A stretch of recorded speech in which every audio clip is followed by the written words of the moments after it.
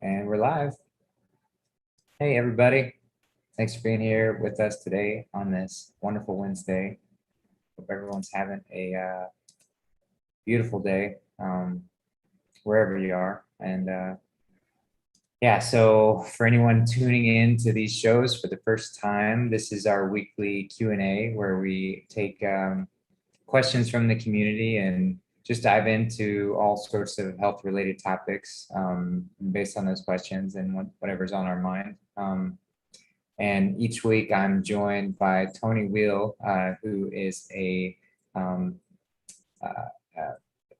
iridologist and detox specialist trained under Dr. Morse. And she spends her time and her days helping people come back to their health, because there's no such thing as really healers in this world. We have to find the health ourselves. So it's about taking that responsibility and saying, I'm taking ownership of my health. I know the correct path, or I want to learn the correct path. And Toni's a beautiful guide who helps people on that path so that they can come back into themselves and feel their best. So with that, Toni, thanks for being here today. And did you have any opening words for us? Not really today. Yeah. Yeah.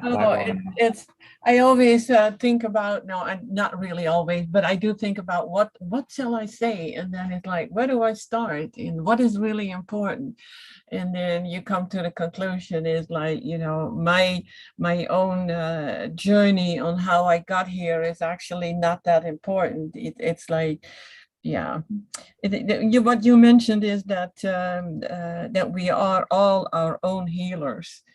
And Dr. Morse always says that he trains the healers, and that's actually what he does. He trained me to be a healer, to give my information to you so you can be your own healer. And that's, and you will do the same for other people. And because once you have the information, then there's no way back. There's not that you can say, oh, no, this is not for me. No, this is not going to work.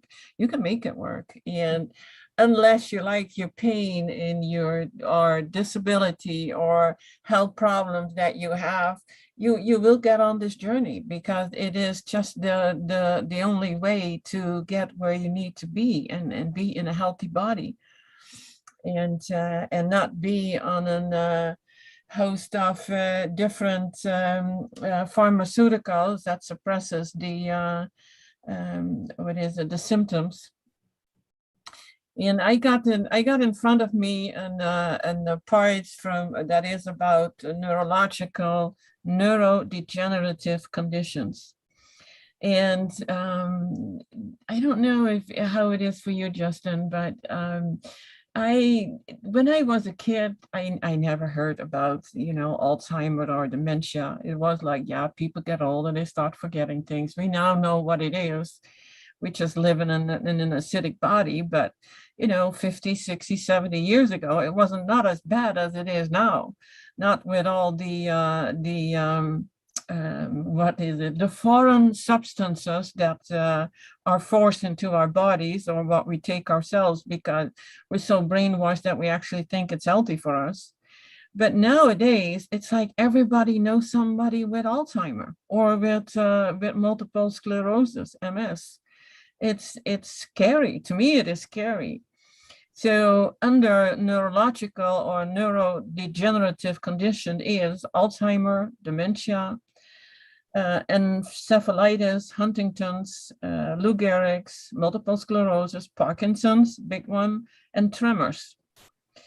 And neurological and neurodegenerative conditions, they do take time and, of course, dedication to resolve. If you have this, then in addition to kidney weakness and lymphatic problems that leads to acidosis, it is pretty likely that you're also up against one of more of the following, which is adrenal gland weaknesses. And this is actually very easy to test for yourself if you take your blood test or get your blood test taken. Nowadays, you can get those wrist tests, and they are very easy. Or in the store, you can even get it done there. So whenever take your blood pressure, then do take it at least 3 times. And you always see the 3rd time is the lowest one, because then you're relaxed, you're not walking, you're sitting down, and it affects your blood pressure and you get to the right readings. When you have an adrenal gland weakness, you will see that your blood pressure is like the top one, it's the adrenals. Say that it should be 120/60. Now say that you 120 is only 100 or it is 140. You know something is wrong there. And it means that there is a decreased production of neurotransmitters, notably dopamine, and that is compromising the myelin sheath integrity. Deeply rooted emotional instability and difficulty letting go of or detaching from one's disease or other problems or circumstances associated with it. We do tend to hang on to wanting to know what exactly we do have, give the disease a name. So now we know what's wrong with us, and now we can do something about it. It doesn't need to have a name, really. It is only now that you do need to do something about the high acidosis in your body. And that causes amongst, and stress, of course, which is also highly acidic, causes the adrenal gland weaknesses. Another one, and I had never thought of it until I got this article in front of me, and that is a liver gallbladder weakness.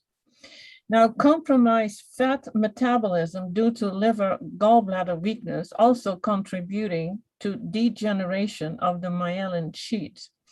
And that is where you have a tendency to generate and exhibit anger. Isn't that something that you see that a person is unreasonably angry, and then you start thinking, must be something wrong with the liver there. Well, and that's just to touch on that. I mean, that's why alcoholics tend to be angrier, because their liver is so damaged from the alcohol. True, but it's not the case for everybody. No. My father was an alcoholic. I've never seen him angry. I had a boyfriend when I was somewhere in my mid-20s who was an alcoholic. He was actually kind of fun when he was drunk. And but I have to say, in his 30s, he already showed signs of dementia. So that is what alcohol can do too. And then there is a parathyroid weakness. This is compromised calcium utilization resulting in impedant or nerve impulse transmissions. And the problem when you have a parathyroid weakness is with absorbing nutrients from your food too. And that is, of course, related to your GI tract. So everything works together. Now, the next one is what we all deal with, is the electromagnetic hypersensitivity. Various, sometimes debilitating symptoms from prolonged exposure to multiple sources of electromagnetic fields, including wireless communication devices, magnetic fields, power lines, electric fields, etc. This can negatively impact and inhibit detoxification. And we don't think about that because, and even I am guilty in the last 2-3 years, is living with your cell phone. Your cell phone is always somewhere.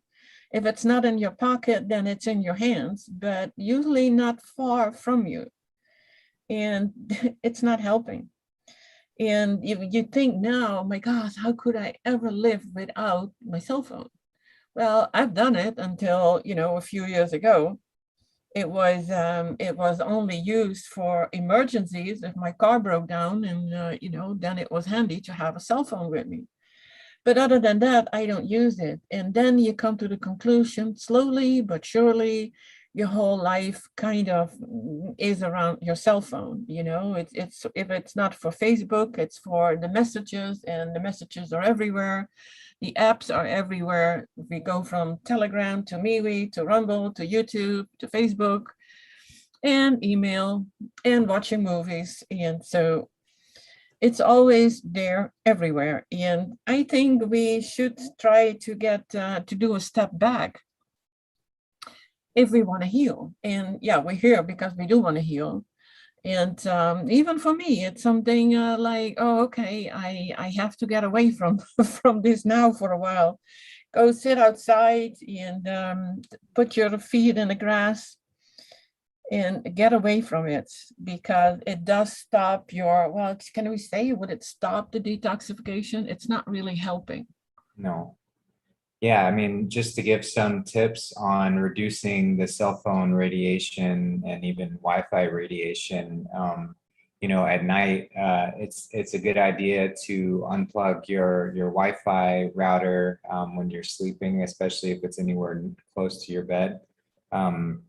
And yeah, I wouldn't have it near you where you are consistently, for sure. And then with cell phones, same sort of thing every night. I mean, just to keep, the noises of notifications and things off, I always put it in airplane mode, which at least reduces the radiation emitted, and I keep it at least 6 feet away from the bed, but farther the better, just to not have that just to not be bombarded by that while we're sleeping. And then yeah, when you speak on the phone, don't ever hold it up to your head.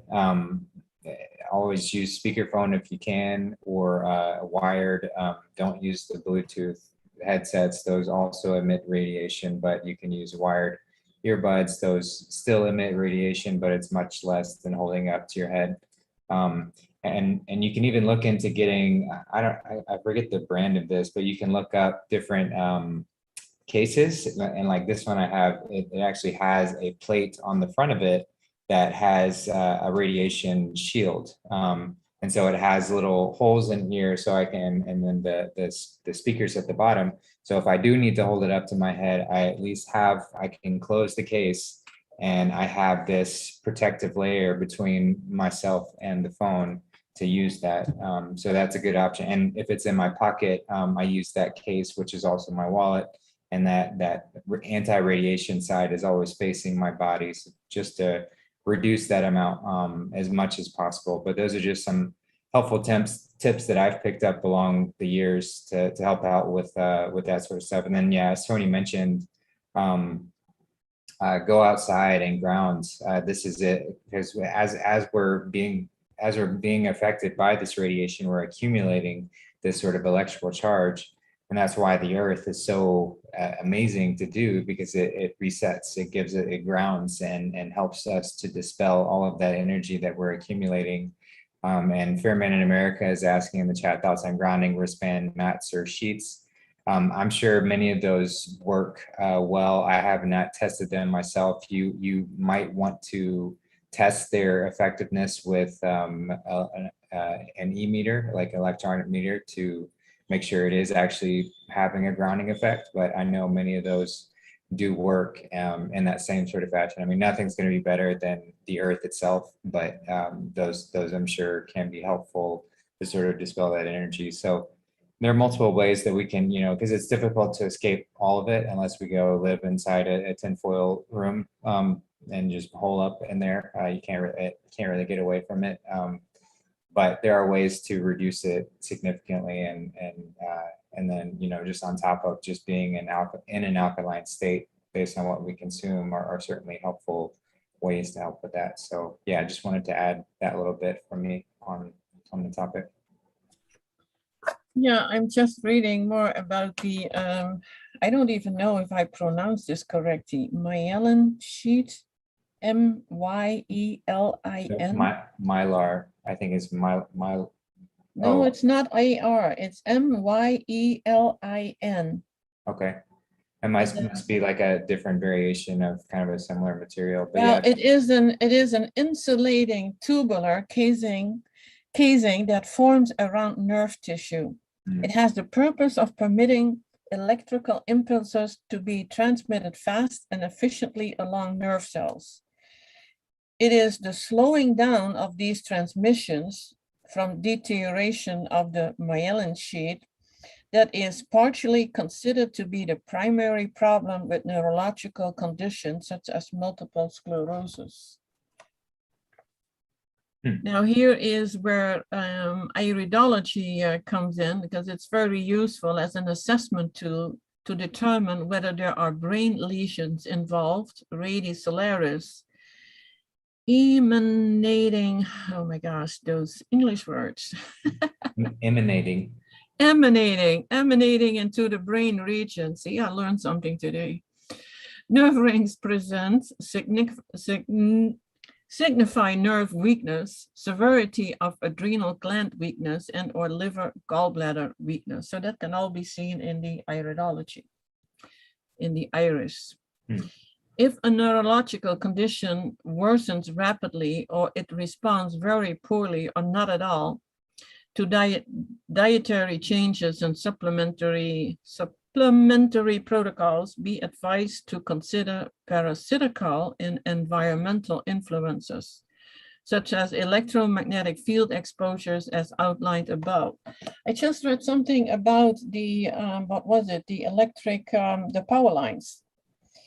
I lived in an area a few yards away from my house where these high power, call it high power lines, the big ones. I could not live there. I could not sleep there. No. That was absolutely horrendous. It's also important that dental amalgam mercury fillings be removed as soon as possible to prevent or mitigate further damage to the brain and nervous system. So you can research the process of having your fillings removed by a qualified biological holistic dentist. You have to look for that. Yeah, I think the certification is SMART, SMART. It's like safe mercury amalgam removal something. But you can look those up, and there's a whole database of dentists who have been trained in the proper methods of doing that. That's how I had mine removed. And they essentially set you up to where they have like a vacuum constantly pulling air out of your mouth, and they put a protective layer around your mouth with like some form of some material to keep the amalgam from falling into your mouth at all. And so it's very, very careful in how they remove those, because when you do drill and stir up those fillings, it can create a lot of toxic dust and stuff that you certainly don't want to ingest in any fashion. So, but it is a fantastic idea to get those removed, because yeah, it is just slowly toxifying your body and your mind, especially. Did you know that, I think you do, because we talked about this before, that when you are on all fruit, the body just gets rid of it. Yeah, pops it out. Yeah, it's amazing. And I had one, and I was like, I'm not going to do anything to it, because I want to see what's going to happen, and so far so good. It may grow back, because that is the ultimate, that we can have it grow back.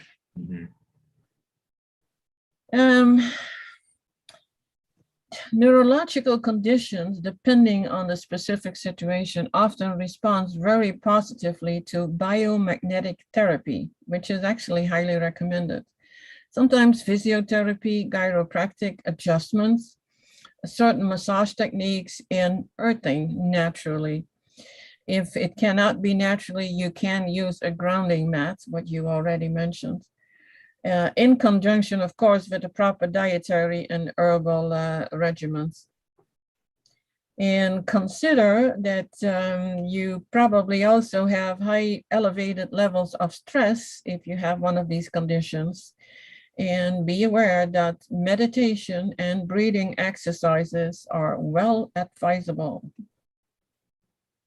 Now, there is actually a recommended biomagnetic therapy, and those are offered by Biomag Science Corp. Have you ever heard of them? No. I have not looked in them, but this comes from this all comes from Grapegate. He is Dr. Morse, was a Dr. Morse practitioner. And he put all this information for us together. And not only the practitioners or the counselors have access to it, but everyone actually does. So it's all on grapegate.com, which is where people also can find a list of all the practitioners worldwide. Nice. And I'm listed there too. I got listed there a few years ago. Yeah, but when you want to work with a practitioner, it doesn't really matter where they are. Sometimes, and I can see where it comes in handy if you are in France and English is not your native language, it would be wonderful if you can work with a practitioner in France. Same goes for Germany, because not everyone speaks English fluently. Good to know. Yeah, it's not there are a few in every country. I mean, there's all over the world, because Dr. Morse trained well, at least over 1,000 practitioners, and I hope it's a lot more, because at the training I was, there were already a few hundreds. So I would say, and he did those trainings once a year, and he has been doing that for the last 10 years, and now it's online. So you can get the whole training, including actually also the iridology. It's all online. And if you go to his website, Dr. Morse's Herbal, what was it? Dr. Morse's Herbal Health Club, yeah, .com. Nice. And for all the things that we just talked about, with all the neurological issues that we can have, there are herbal protocols for it, and we always work on the kidneys and bladder, the stomach and the bowels, the endocrine, very important, adrenals, of course, lymphatic system, but also, and this is a very important one, is the brain and nervous system. And the blood circulation, parasites. We have parasites for general parasites and microorganisms. And then there is actually an immune tonic that definitely helps too, plus the liver and the gallbladder. So these are actually the basic formulas that we work with to help with that. And I just have a new client's mother who is put on all this. So I'm very, I like to see where it's going, together with the transition to all fruit, and how we can turn back the Alzheimer. Yeah, we don't, all of these degenerative diseases, and I say that lightly because there's no such thing as disease. It's all just acidity in different areas of our body causing different effects that show up differently, but it's the same root cause of the issue. And for anyone who listens to Dr. Morse's Q&As or lectures, it's funny how much the information starts to repeat itself, and for good reason, because it's the same solution and it might feel that way in these shows as well with what we talk about, because it is the same solution. You have to go get away from the acidic side of chemistry to the alkaline side of chemistry. And how do you do that? You go on the fruit, berries, and melons. And herbal protocols are helpful to kind of give a boost and specifically target things and maybe help speed up that process a little bit. But essentially, if we can get alkaline, everything else falls into place. It truly is that simple. But it does take some work. It takes some commitment, just because we are so addicted to our old ways of living in that acidic. We've been trained to be in acidosis and comfortable with that, and addicted to all these foods that are acidic. So it does take some persistence and take some, mental strength to stay with it. But it truly is a very, very simple solution. Yeah, the thing is, you would think it is a lot of work, but because actually it's the least amount of work that we need to do. It's more the mental part, staying strong and inform yourself, because the more information you have about how things in your body work, you will be less worried. You will not be worried like oh my gosh, I have a pain this, or I have a flutter there and I don't feel good. And what is it? As long as you know you put the right fuel in your body, then it's your body at work to heal you. It's now there is an God, what was I gonna go into? I forgot. I was gonna say something and now it disappeared. And no, I am not dement. Not yet anyway. Not going to. Too much fruit. Well, I do have to say that when I had a heart attack, a big one, it's now 8.5 years ago. And when I woke up, I was actually already fine. It happened it happened at home on my way to the hospital, in the hospital. And then I was like, oh, I'm feeling fine again. I can go. I was, no. You want to see if you need a stent? And I said, no stents. And then it was, and then I was gone. I don't remember anything. I didn't give them permission to do anything, but they had put a dye in my body, in my veins, to see if there was a blockage. And there was one, and they said that was impossible because if there's one, there has to be more. I have never gone into the reason, but they used dye. And I have been pretty out of it for almost a year. That is how my brain was affected by that dye. And it is so toxic, and it's been used so much that my normal multitasking was completely out the door. I was happy if I could do anything. I had a brain fog that was like, am I even here anymore? And that all went away when I started on fruits, because I was not getting any better in all these years. And, even after I always say it, like I had a year of recovery of not being so tired and be able to do things. And I don't know what they all gave me, but as soon as I got out of the hospital, I didn't take it. So that was a good thing. But your brain is, it can easily be affected. And it's not just the chemicals you put in there, but it is also the food. And you get to the cholesterol, to the lymph stagnation, which you can actually see in the eyes. And I think you will also hear that from John Stearns. It's the easiest to see. It's the kind of whitish over the color that already shows it. So it's it's been an interesting journey how all the multitasking actually is coming back again. And not the way that I was used to, because sometimes I look around and I'm like, I'm doing 6 things at a time. So what did I forget? It happens. It happens. Okay, well, we had a question here, and that is from home, and he says, I had been on a fruit diet for almost a year now.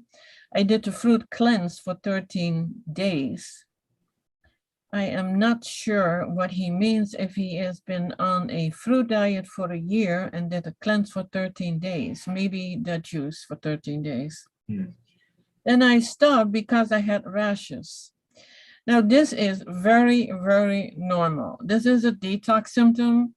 And if your kidneys are not really filtering well and your lymph gets stagnated, your skin is like your third kidney, it will junk come out.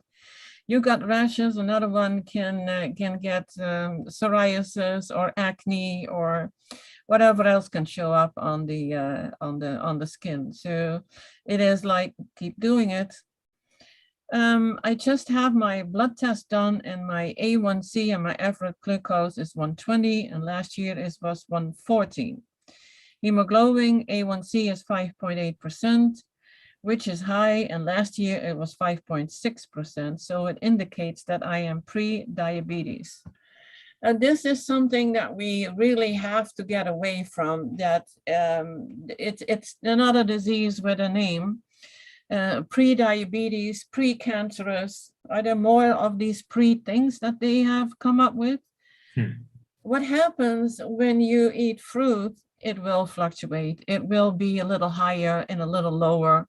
The difference between 120 and 140 is not big, but you like to get it under 100.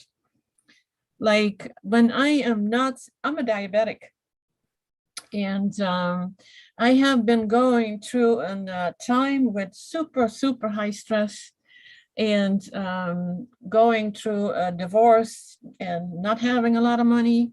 I ate beans because that was cheap. And that's where the diabetes started, because beans and whatever else was added, and cheap food.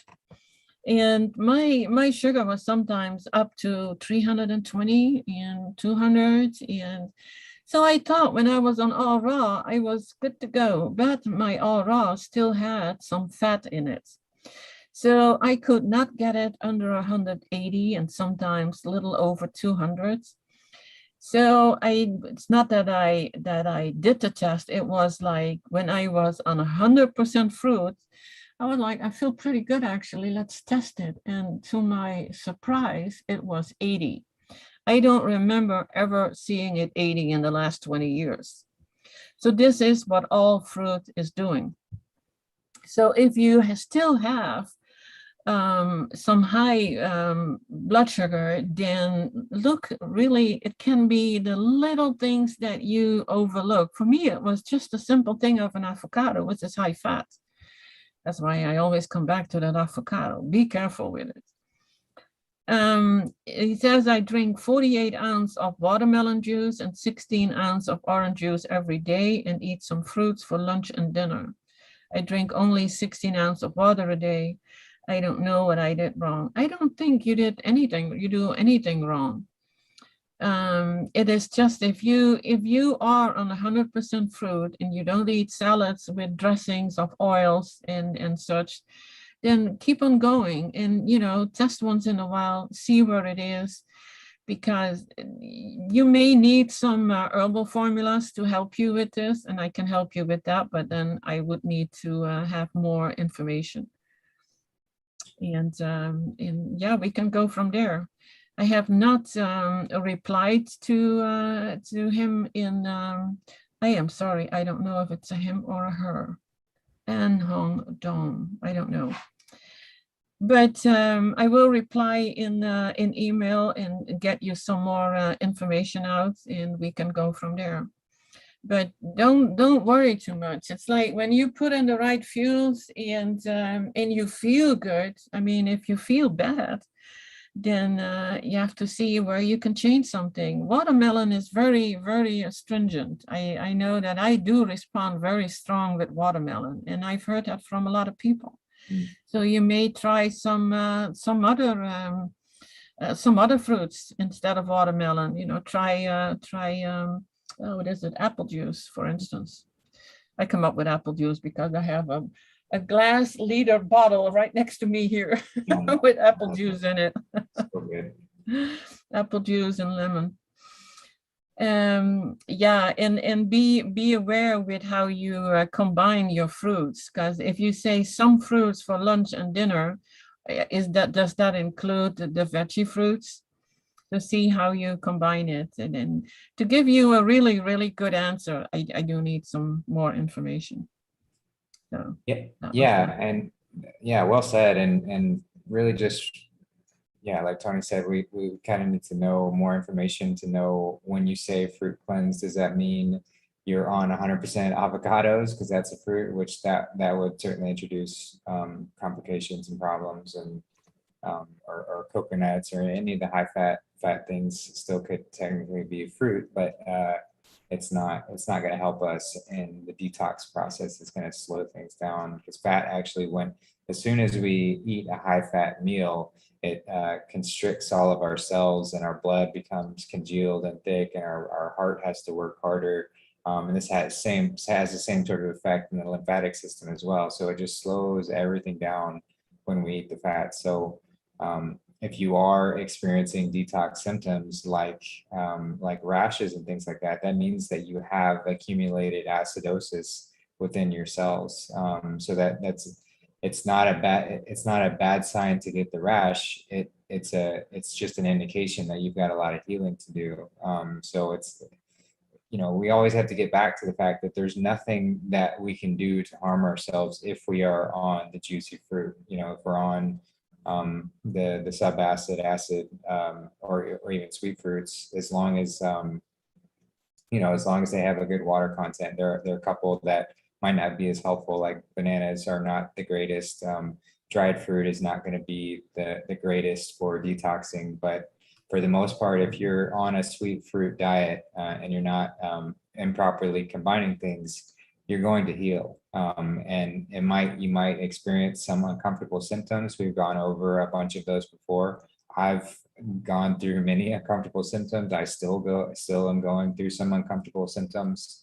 You're talking about rashes, like my hands will, if my kidneys aren't filtering, my hands will start to break out in boils. Like I'll start to have this like pus come out of my hands, which is just another reason to make sure that your kidneys are filtering. And herbs can be helpful with that, but also incorporating some intermittent dry fasting, to where you just have longer periods in the day where you're not eating or drinking water. This can help stimulate the kidneys. So there are a lot of factors that go into it. It's really not overly complicated, but because we are coming from such a toxic state, it can be a little complex, and it varies from person to person on the optimal route to get back to that. So yeah, that's where the benefits of reaching out to someone like Toni to really assess where you are, and that way you can really target and figure out some things that maybe are just not being combined correctly. Because like she said, if you're eating a lot of fruit, but you're having a big heavy meal, and then you're eating a lot of fruit after that meal, that's going to introduce a lot of complications. You're going to start to that fruit's going to ferment in your stomach and actually cause more acidity than the fruit would help otherwise get out of it. So it is really important to learn about the correct way to do things and eat things. And that's why, if you don't want to deal with any of that, just go to monofruit meals. Like I'm going to eat all grapes for this meal, and then I'm going to wait 2 hours or 2 hours or more. And then I'm going to have all apples or all watermelon and just have one thing. And then you don't have to worry about any of these combining things. You don't have to complicate any things. And it's the easiest form on our body. It's the easiest way to assimilate things. So that's going to be the absolute optimum route, is to go on all fruit and monofruit meals, and just stay consistent with that until you truly feel like you've detoxed enough. And then you can start incorporating other types of foods, not going back to the cooked oils or the things that are super acidifying, but you can start to play around with more things. But for most people, this is years. This is like at definitely months, but most often, more often than not, it's a years long practice to really flush the body and get rid of these toxins that we've accumulated through all of our lives. So yeah, that's just my take on that. Yeah, what I had to learn once I finally understood, learned what is going on in the body, I actually learned to embrace the detox symptoms. It's minor as they are. It's like, well, something is happening. I mean, if it happens because you ate something wrong, then it's like, okay, I'll do better the next time. But if you know that you do all the right things and that you are on only fruit, or at least all raw, and very low in fats, and you have some symptoms like a rash or a boil, and it's like, your body is at work, and your kidneys may need a little bit more help, and you may need to get that lymph moving. And there are easy ways to get your lymph moving after your kidneys are filtering adequately. and that is like well, we talked about that, oh, what is it, the rebounder, or what you suggest, do it in the grass, just a little up and down. And you can do skin brushing on my channel. I have ways on how can you do that correctly. And the dry skin brushing is never towards the heart. So the correct way is shown in the videos.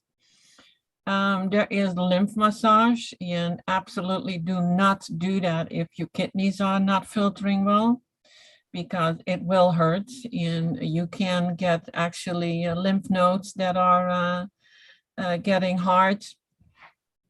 So there is a process in how it should happen. So your first goal is to get the kidneys to filter, and then the lymph to move, and you go from there, and you will see a lot of improvements.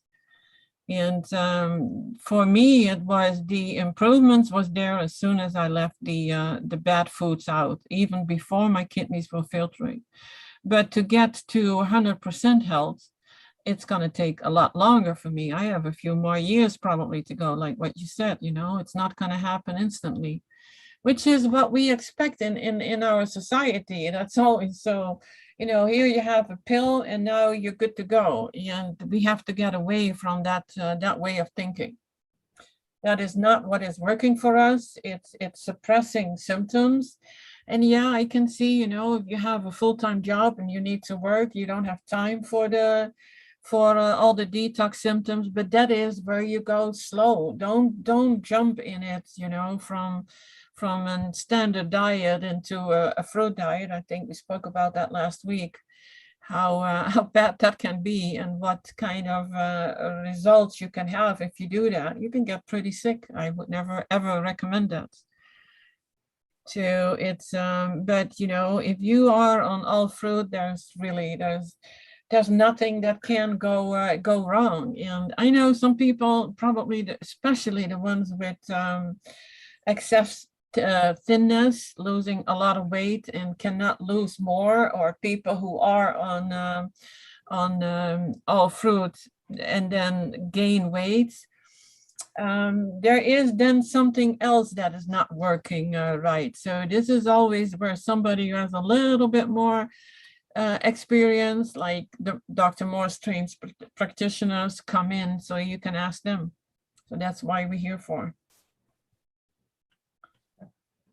Did you have any questions, Justin? Yes, I do. There are a few in the chat that we can go over. So Katie asks, if a woman has had a hysterectomy, should she stop taking the synthetic estrogen pills? If yes, what should she do / take instead?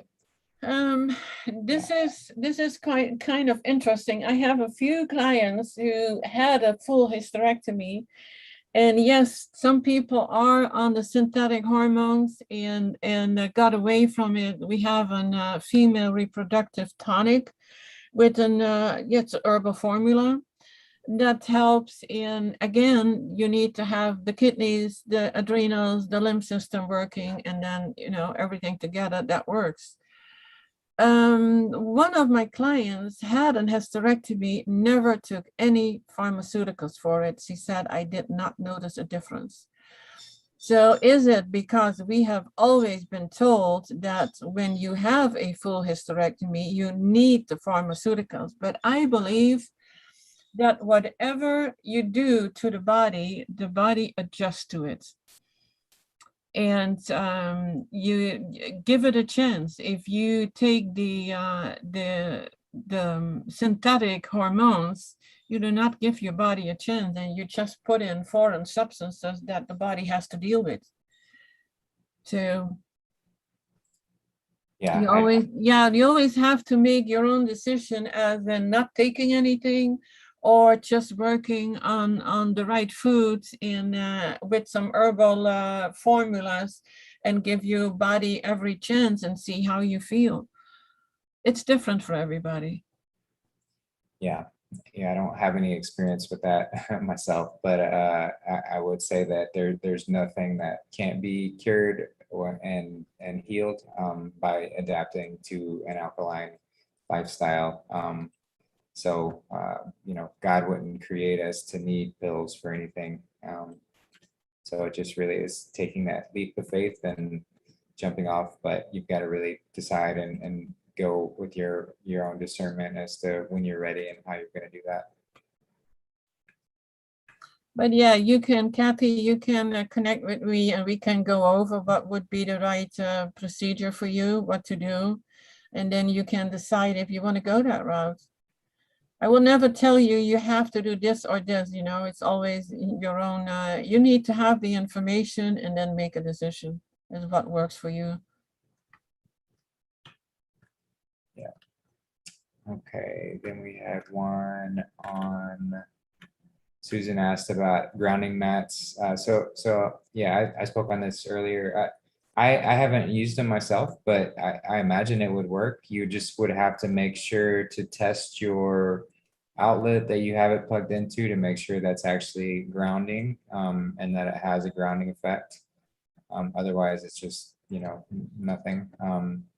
But you can test those. I don't have experience doing that, but there are certainly ways that you can research and look at videos and how people test those. And if it does have a grounding effect, then yeah, it's going to help the ground. Not as well as being outside on the bare ground, but it should work. It should help for sure.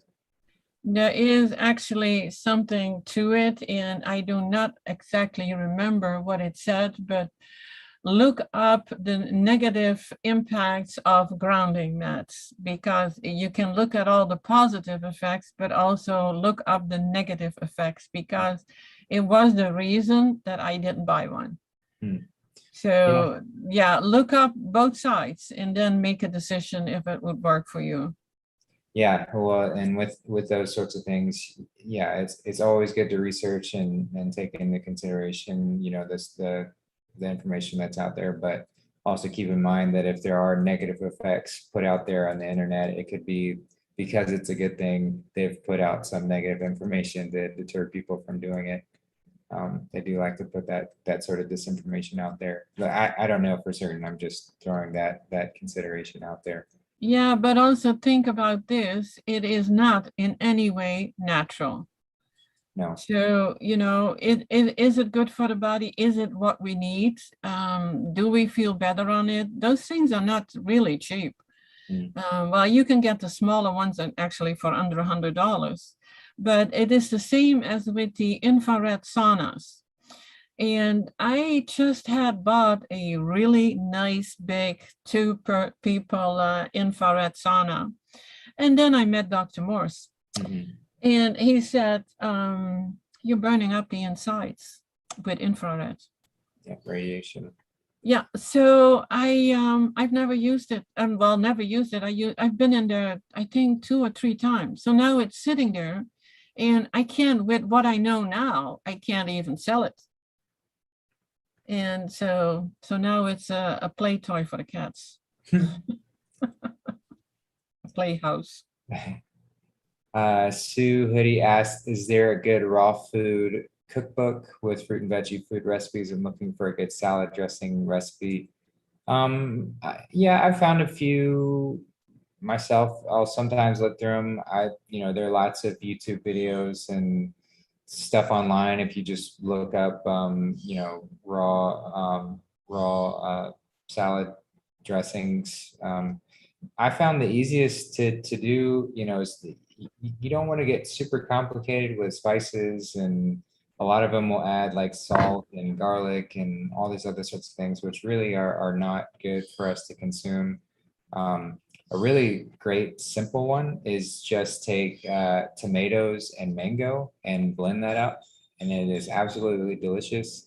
You can add some herbs to it if you want to make it a little bit herbier, and then just play with the ratios if you want it more tomatoey or want it more sweet with the mango. But that's a great combination. It's combining a veggie fruit with the subacid, which is maybe not the most ideal, but it's really not going to be too harmful. I haven't noticed any negative effects myself from consuming that.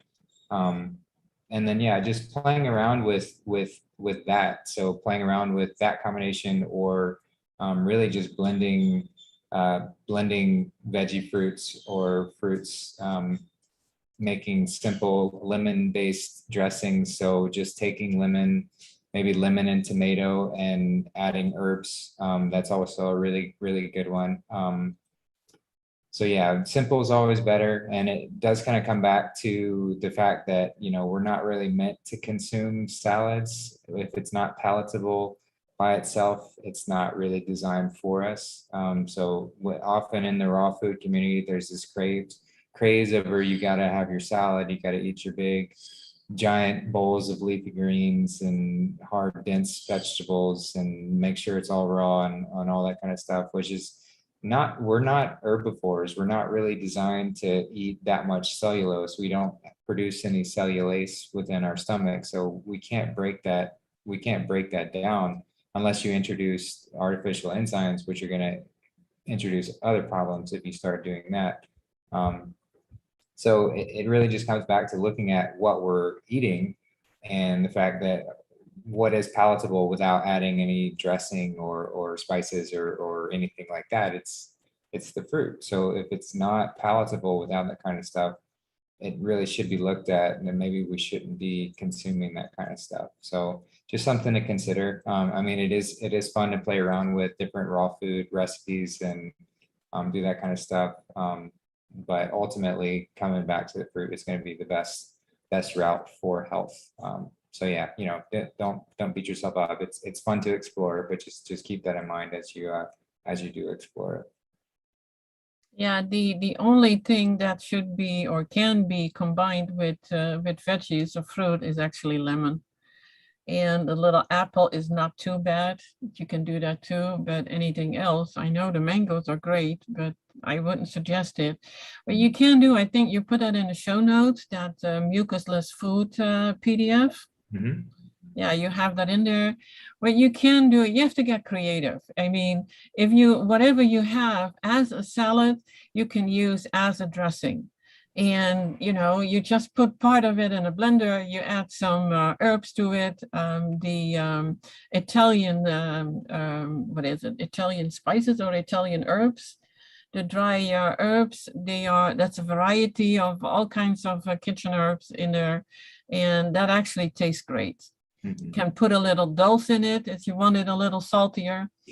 And that works perfectly. And that can be a combination of even the zucchini, the cherry tomatoes, lemon. And yeah, that's pretty much it. But because I don't like to eat a huge bowl of salad. And what you say, you have to digest it all. I had just put I was looking at a bowl of salad and I was like, oh no, this is not going to happen. It's going to take me an hour to get through this. I put it all in a blender and I had my cold soup. It was delicious.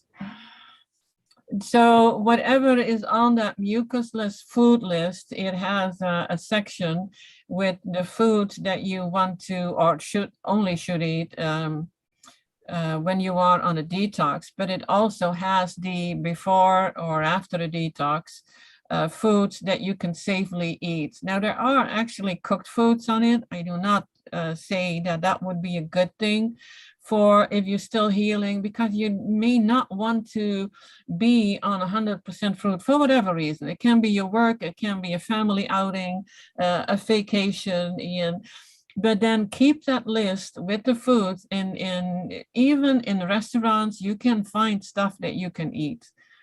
So it's not too difficult. Another beautiful, and I think it's absolutely beautiful book that is called Love on a Plate by, what is her name? Kara Brotman and Marcus Rothkrantz. They have a whole bunch of videos. The only thing you have to be aware of with these recipes, they do contain nuts. And they also use nutritional yeast sometimes. I'm not a fan of that. I know it has a great taste, but no, it's a lab-made thing, and you don't even know you want to know where it comes from. So that is a no, but you can adjust recipes. There is an Englishman who is actually, he is all raw food. He has amazing recipes. His name is Ariel, and now I have to look up what his last name is. He has ebooks. And he has absolutely amazing, amazing recipes. You just have to leave certain things out. Like, no, let's not add that to it. I think it is Ariel Loso. Let me see. Yeah, Nutrition Raw. And he has really great books. And another one who is actually very funny, and you will enjoy his YouTube video, is The Raw Advantage. He makes a killer pizza, all raw. You do need a dehydrator for it, but he comes up with a lot of great ideas, and he is pretty into an very clean diet. No oils, no. I don't even think he uses nuts at all. No, So, no, yeah. sorry, go ahead. You can No. finish. Okay. Yeah, he doesn't use, he'll have like little caveats where he's like, you could add nuts to this if you wanted to, but he stays pretty consistent with the low fat, no salt, no crazy spices or anything like that.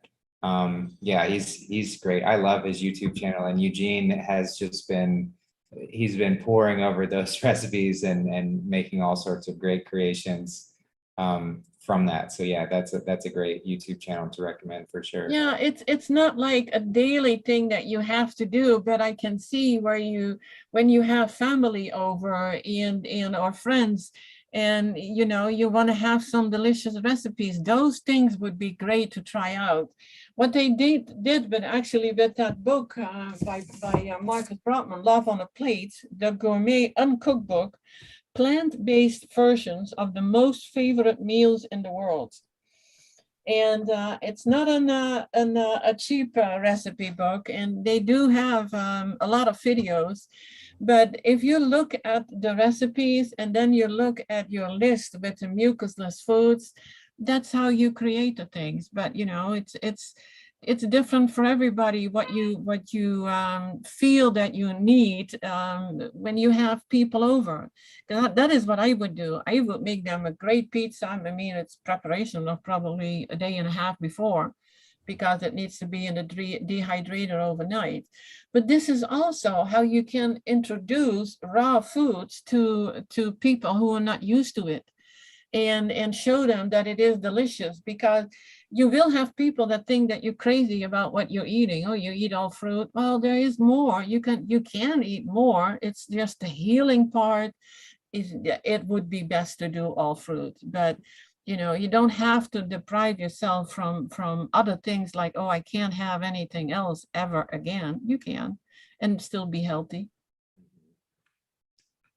But always keep an eye out on what you eat and how your body responds to it. It's like, you feel sick one day and then look back, what did I eat? So that when you start detoxing, I always suggest write down what you eat and how you feel mentally.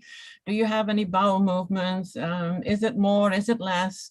So you get an control over what's going on in your body without being fearful. I hope that makes sense. Yeah, totally does. Yeah, and just in general, when we're looking for raw food recipes, you do have to, and you just modify them, because a lot of these like raw food cooks, or however you term it, that like they do incorporate a lot of things that I wouldn't do. So just learn about the foods that we really are not meant for, like your vinegars, like your salts, like your spices, your garlic, your onions.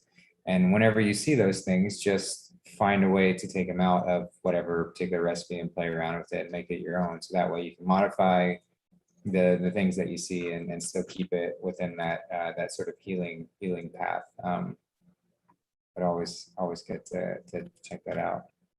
And it's fun to play with. It is certainly fun to play with. I recognize that, like by eating the sort of the gourmet raw stuff, like from what the Raw Advantage, Chris Kendall, what he does, it's not going to be detoxing me at a significant rate as if I were on all fruit, but it does help to maintain that balance of, not feeling like I have to be so stuck in a particular way. So we all have to find our balance and, you know, do it in the right way. Yeah, so there was one just short question, was are pumpkins a fruit? And I think it's kind of been addressed in the chat, but yeah, anything with the seed is technically a fruit. Pumpkins are going to be pretty hard to eat raw, and they're kind of more of like a starch. So I wouldn't really recommend those if you're detoxing, because you're most likely going to want to steam those. So that would be a food that you could experiment with after you feel like you're in a detox state. It's still not going to be as great for us as eating the soft fruits, but it is certainly technically a fruit of the vegetable. Yeah, look on the mucusless PDF and see where it is, if it is mucus forming or acidic, and then you don't eat those kind of things. Yeah. That's a very good guideline actually for maintenance too, because it is, all in all, it is a lifestyle change. Yep. And then just another quick question. Stan Wingfield said vinegars to ferment food is good. So no, so fermenting is just another way to say rotting, and we don't want to eat rotting food. So vinegar is the product of fermentation. It doesn't do anything. It's acid. It disrupts our chemical makeup. It disrupts a lot of the good digestive bacteria that we have within us. So vinegar is not good. Anything fermented is not good. Yeah, just as a rule of thumb. I mean, it's not gonna, you know, it's certainly not gonna kill you, because obviously we've been eating all sorts of horrible things, but it's definitely not gonna help you. So it's not optimum. So yeah, with that, did you have any closing comments as we enter, Oh, I wish everyone great health and easy journey getting there, which it is not really. And connect with me with questions. Doesn't matter, doesn't have to be right before we do a video. It can be anytime. My answer could be slow, it could be really fast too. I don't know. That's what I said. I tried to do 6 things at the same time. But yeah, enjoy your life and embrace, you know, when you are on the right food, embrace what's happening in your body. Learn as much as you can. I have a video channel with short Dr. Morse videos about certain topics. They're very interesting. And since everybody pretty much knows somebody who has cancer, I would suggest use those short videos and show them to people so they know what to do and not be so fearful. Yep. And thanks everybody for being here. I mean, we share all this with lots of love. And I would say till the next time. Yeah, thanks everybody. Love you all, and